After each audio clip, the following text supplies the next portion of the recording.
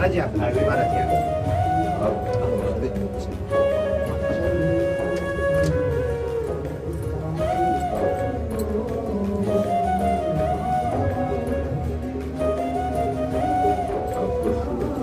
नहीं वो चरण दे दो नहीं चरण तो वो देने पड़ेगा मैं सिर्फ चरण दर्शन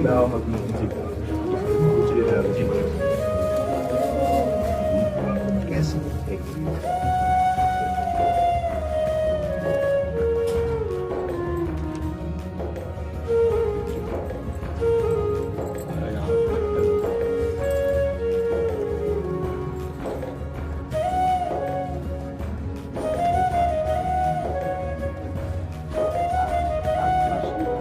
बड़े दिन आपको अच्छा है और क्या बंद करवाया आप जिसने अचानक के जाना कुछ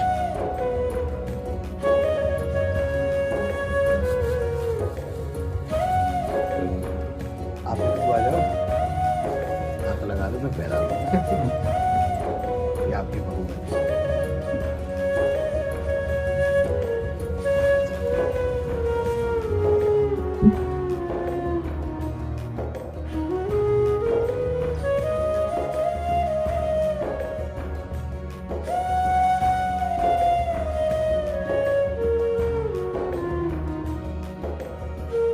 क्या सेवा करे आगे। मैं तो सिर्फ दर्शन कर रहा आप सब ब्रजवासियों के अन्न टुकड़ा खा करके ही हमारा अध्यात्म पोषण हुआ है।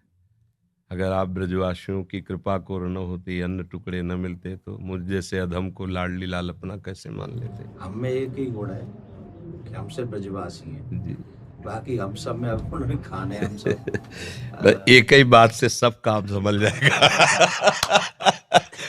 हाँ, हमारे प्रभु संबंध को बहुत निर्वाह करना जानते हैं। प्रीत की रीति रंगीलो ही जाने। संबंध का निर्वाह अगर कर सकते हैं तो बिहारी बिहारी जो कर सकते हैं, और तो सब गुणों का निर्वाह करते हैं। गुणवान है तो उसे प्यार देते हैं, लेकिन संबंध का निर्वाह हमारे केवल प्रभु ही करते हैं। और ये ठसक ब्रजवासियों में गर्व से ही होती है, क्योंकि प्रभु मेरे हैं। जो यहाँ उपासना में सीखा जाता है कि मैं भगवान का, भगवान मेरे, बड़े बड़े संत इसे सिखाते हैं, वो यहाँ इस रज में पैदा हुए कि ठसक होती है। कन्हैया हमारा, श्री कृष्ण हमारा, तुम उपासना करो, हम तो इसके घर के हैं, इसके साथ खेल। आपका ये जो भगवत भाव प्रदर्शित हुआ, ये श्री कृष्ण कृपा के बिना नहीं हो सकता। चार लोग प्रणाम करें तो हम अपनी सीमा में आ जाता है। आप हमारे गुरु स्वरूप हैं, ब्रजवासी हैं, आप हमारे अन्नदाता हैं। यहाँ का हम टुकड़ा पाया है। देखो, बातें बनाना अलग बात है, हम हृदय की बात कहते हैं। ब्रजवासियों के टुकड़े से हम पले हैं, ब्रजवासियों के टुकड़े से हमारी उपासना पली है। और आप जैसे ये नम्रता प्रकट करें, ये केवल कृष्ण कृपा ही का ही स्वरूप है। बस आशीर्वाद यही दीजिए कि जो श्यामा श्याम के रंग में आपके चरण रज ने, आपके अन्न ने लगाया है, बस उसी में जीवन पूर्ण रहे। श्यामा श्याम की सिवा हमारी एक भी वृत्ति कहीं अन्य न जाए, पूरा जीवन। हम तो ठाकुर जी के गीत गाए हुए बाहर ही जानते रहे, हमें तो ब्रजवास उतना मिले भी ना है।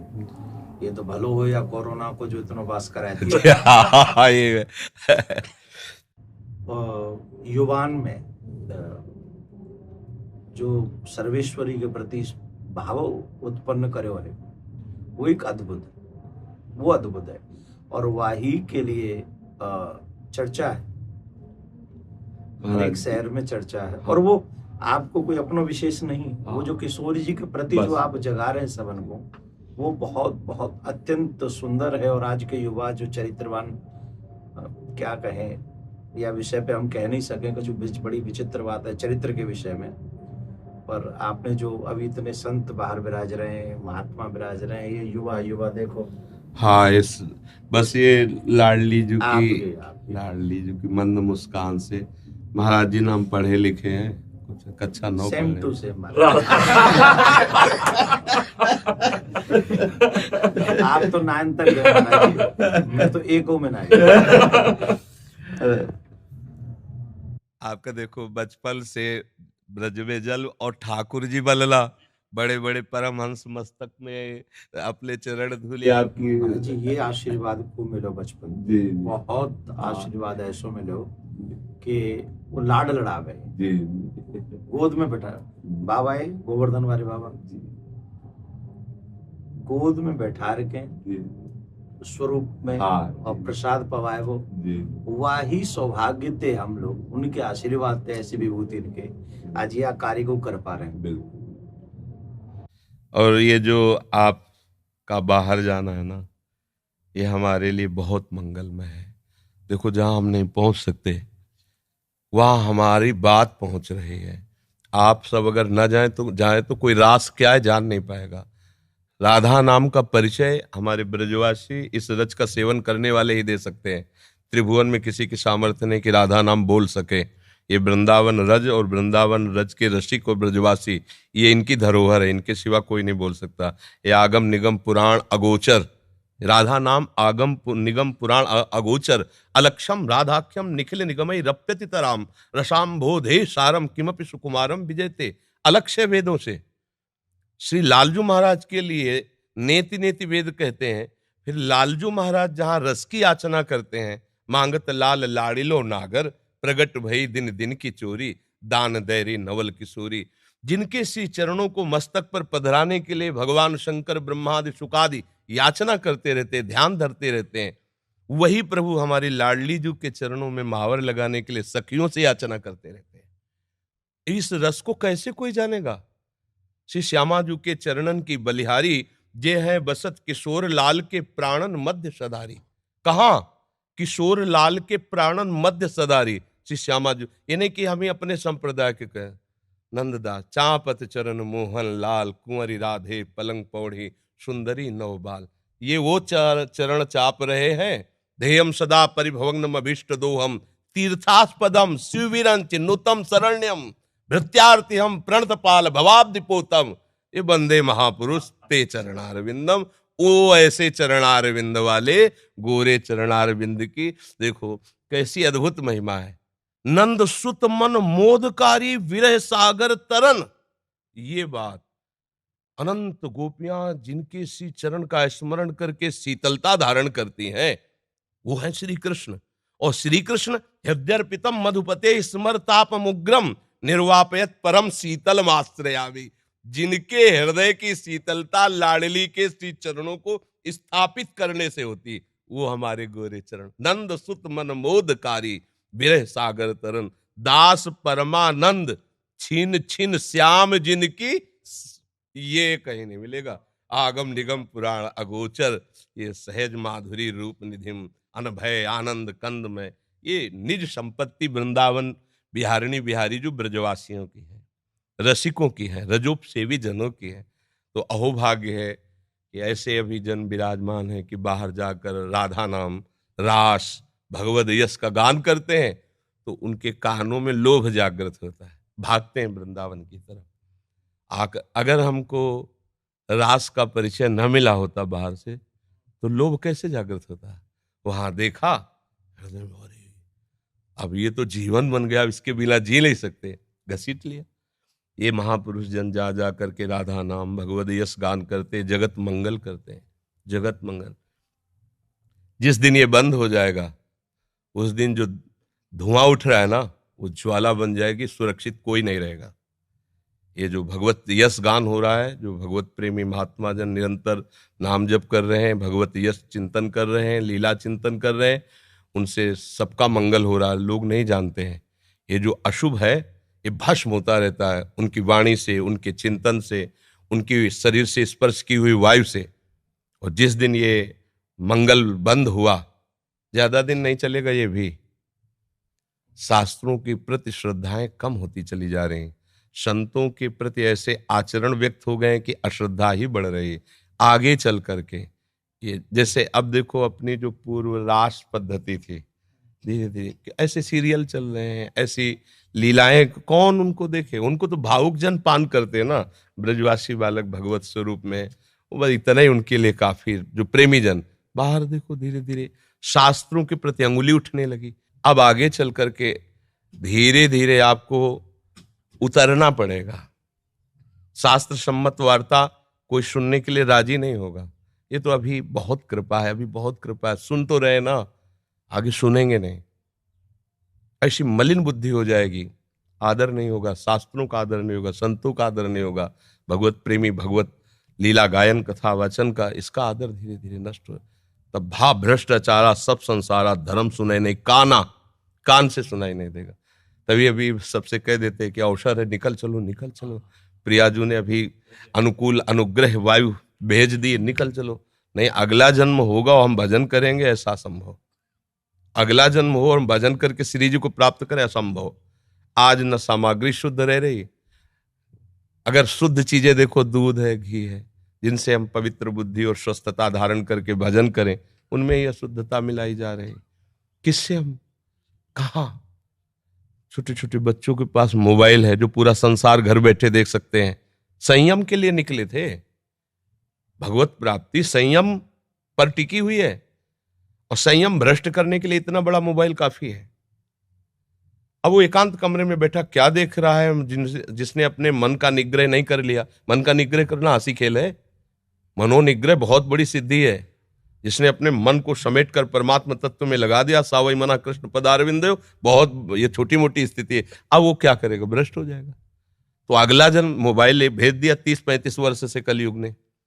अब अगला जो जन्म होगा धीरे धीरे, मतलब बहुत, तो ये कमर कसे रहना, हमारे धर्म के प्रति जीवन बलिदान की वृत्ति बनाए रखना, और अधिक से अधिक नाम महिमा, क्योंकि कलयुग में अन्य साधनों में रुचि होना, नाम महिमा, अधिक से अधिक नाम महिमा, भगवत लीला श्रवण का फल। एक महान दुराचारी प्रेत आत्मा, प्रेत बना हुआ, 7 दिन की भागवत में भगवत धाम साक्षात सदे जाता है, सामने विमान पे जाता है। ये कोई कहानी नहीं, ऐसी ही सामर्थ्य भागवत में है। भगवत लीला का गान करके कितनों का उद्धार किया जा सकता है, भगवान नाम में प्रीति प्रदान करके कितनों का उद्धार किया जा सकता है। हमारा तो उद्धार हो या नो, इसकी फिक्र नहीं। मेरे मालिक का नाम, मेरे मालिक का जस फैले और सबका मंगल हो। चाहे जितना कोई उपद्रव कर ले, कोई नहीं झुका सकता। ये बात ध्यान रखना, अपनी निष्ठा पे रहना और सिंह की तरह गरजते रहना। जो हमारी इस रज का सेवन किए हुए, उसकी वाणी अमोघ होती है। इसी रज के प्रभाव से हम जीवित बैठे हैं, इसी रज के प्रभाव से। तो किडनी फेल है। और हम तो किशोरी जी से प्रार्थना करें, प्रियाकांत सरकार से यूं ही कृपा बनाए रखें, और तमाम जो है आप सब गुरुजनों का यही शुभाशीष ही मरे हुए हैं, किसी का आपके लिए ना ऐसे। अभी तो असल में मरे तो वो है, जीवित सब समान सुप्राणी, जिन हरि ही भगत हृदय नहीं आनी। जाके रोम रोम में सर्वेश्वरी राधा रानी को नाम बस रहे हो, वो तो सदा जीवन। और आपने तो कितने मरे हुए जिंदे कर दिए। करे करावे आप सब जले बढ़ाई दे, उनका खेल ऐसा ही। और किशोरी जी करवा तो रही है ना? हाँ महाराज, स्पष्ट उन्हीं के द्वारा सारा खेल चल रहा है, स्पष्ट चल रहा है। जैसे ना बटन दबे, वैसे ही उनका सारा, हमारी बुद्धि की बस की बात नहीं। बहुत, मतलब बहुत कृपा उनकी, हर समय अनंत माताओं जैसा दुलार लिए लाडली, जो हर समय कभी भी हमने देखा, जैसे कभी बहुत पीड़ा हो रही है, तो भयानक रोग है ना, कभी तो पीड़ा को 1 सेकंड में ऐसे कोने में रख के निहाल। ये जो दिनचर्या चल रही है, 1:30 बजे उठते हैं रात्रि के, 2 बजे से शौच स्नान करके 2:30 बजे से यहाँ आ जाते। अब ये चल रही दिनचर्या 9:30 बजे तक चले, फिर कुछ प्रसाद पाक, थोड़ा दिन में 1 मिनट के लिए भी नींद नहीं।